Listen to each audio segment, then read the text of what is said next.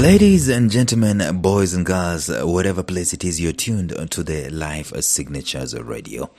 Welcome aboard. This is a daily show focused on talking about the subject matter of purpose, productivity, and resilience. If you're looking for teaching, inspiration, motivation, instruction about these things, you're going to find it here every waking day. If you want to give back, please click on the link that I've shared on the show notes, and that's going to be a blessing. And if it's making any sense to you, please share it with as many people in your circles as possible. You just never know who might be needing it. If, by the way, you've seen that you needed it, chances are that somebody else also did need it. We're going to continue talking about raising project-oriented children, or teaching children to be project-oriented in this day and in this age where we are grappling with the scourge of joblessness, at times needlessly, because sometimes joblessness is a mentality. Stay tuned.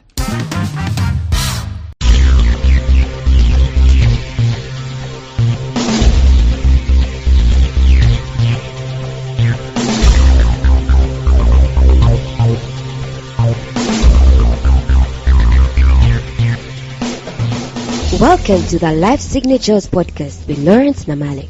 Lawrence is a life coach, author, and keynote speaker who loves to tackle different topics on purpose, productivity, and resilience. His mission in life is to awaken all your boundless possibilities available in you.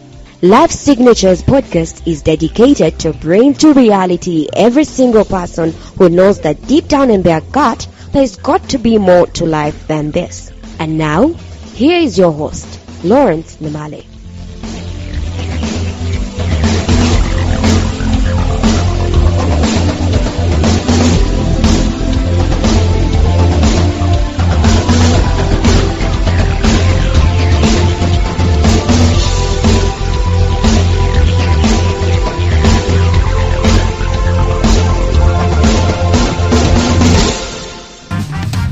I am a theorist. That's the first thing that you've got to understand. But I exult in the fact that some theories normally get proven. You remember the theory that the sun is the one that is sedentary and the earth is rotating around the sun? It was a theory before it was proven. You remember the theory that the earth is not flat? It is actually round? It was a theory that was proven. There are very many theories that we can be able to find. By the way, the theories that people normally make, they are not necessarily just made out of the blue. They are deduced from things. I'm deducing this theory that a project-oriented life could be a solution to the scourge of joblessness, so to speak. Because a jobless person is someone who is entitled, someone who has gone through a school system, a formal school system, and wants to get employment from the formal sector or from the private sector or from the government. That's it. Yet, there could be very many other things that they could be able to do if their mentality was changed. And the mentality that I'm fronting, the theory that I'm fronting, is a project-oriented life. Because a project-oriented life focuses on where you stand at in terms of your strength vis-a-vis the problems and the situations and the innovations that you can be able to make and solve and make this world a better place. So it's about problem solving, innovation, creating solutions, and creating value. That's what a project-oriented life is all about. It doesn't need for you to wait to get a formal recognition from an education system. It doesn't mean that you're uneducated. You could even educate yourself on just matters related to the project alone, and that will be enough. You could educate yourself just on selling insurance. Like I've had a testimony of a guy. Just educate yourself on selling insurance and you ace it. Anyway, the different ways in which me and you can raise these kids who are project-oriented. The first thing we talked about was to teach them goal setting. This one goes without saying. Please go back maybe 4 episodes to be able to understand exactly what was shared in that particular episode. Number 2, We've got to incorporate project-based learning into their growth. That the learning is not just theory, it is practical, and there are some things that we're doing with outputs that are relevant to problems solved in society today. Relevant outputs, like if we're working with your child on the streets and you see there's a lot of garbage and all that stuff, can we tweak an output out of this? What project can we do, right, that can have a tangible output in society? Starting small and all that stuff. This kind of thinking is what the education is supposed to be like. Not just cramming numbers in our heads and cramming formulas in our heads. Knowing the thorax of grasshopper and stuff like that. That era is gone. Knowing who discovered River Nile, the source of the Nile. Knowing who discovered America. That information adds nothing to us. My grandmother doesn't know that. There are very many people I know who don't know that. It doesn't add any value to them. Anyway, the third thing that we can do is to provide support without micromanaging.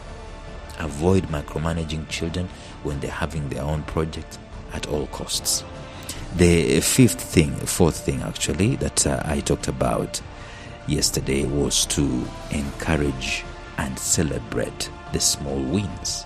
This goes a long way. It can never be said enough how encouraging people who have won or have done something or have accomplished something, how powerful it is to create momentum and to create encouragement and inspiration for them to continue doing what they are doing.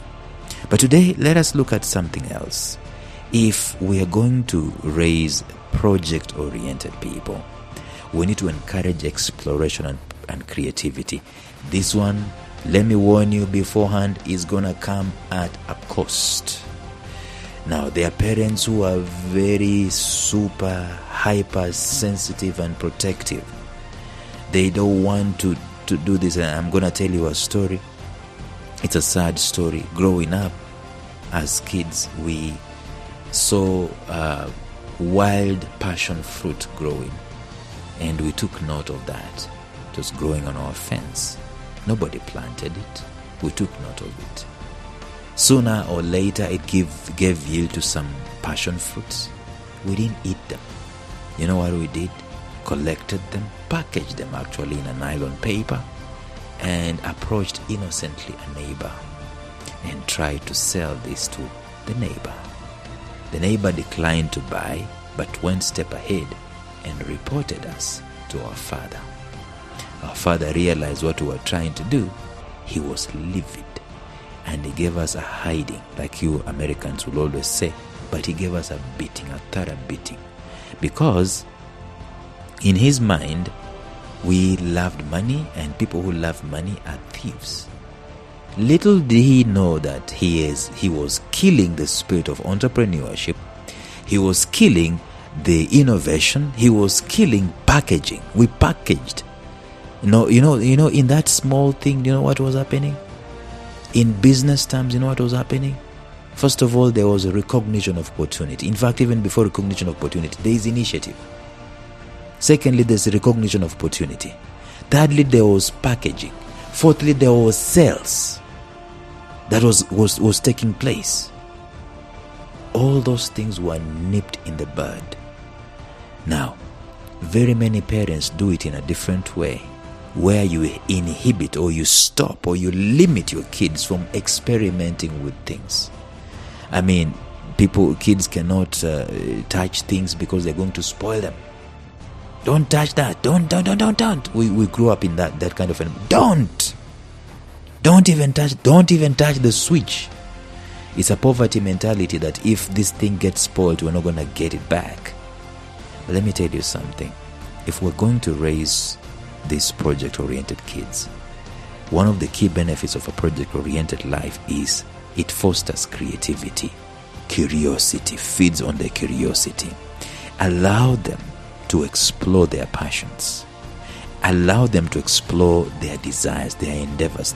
And if those passions seem unconventional or they change over time, that's none of your business. It's part of the growth trajectory. If your child wants to start a project that seems difficult, encourage them to try it anyway. Don't stand on the way. Don't be the undertaker of your children's dreams. Explore. Go to the adventure. Allow the adventure to happen. Yourself also be there. Just make sure that the environment is safe, there's safety and all that stuff. Projects can range from building a Lego city, those things that we buy for them, to organizing charity drive in their school, buying something for their own friends and all that stuff. This is critical. Exploration and creativity is part and parcel.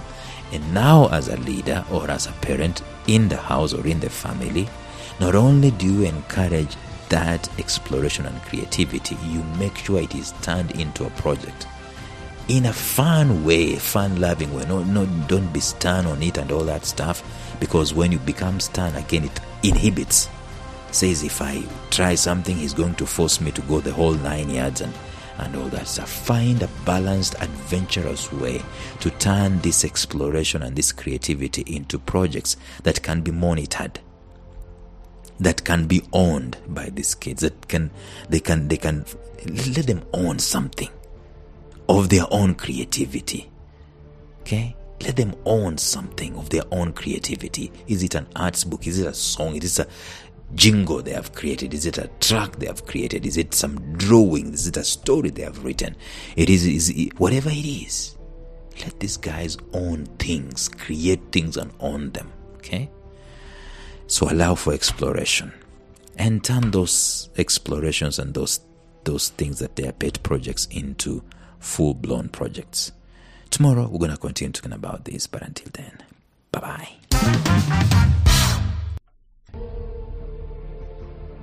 Thank you for listening to Life Signatures Radio. If you enjoyed today's show, subscribe to Life Signatures Radio on iTunes, Stitcher, or visit our website at lifesignatures.libsyn.com. Life Signatures Radio, fresh, clean, and inspiring.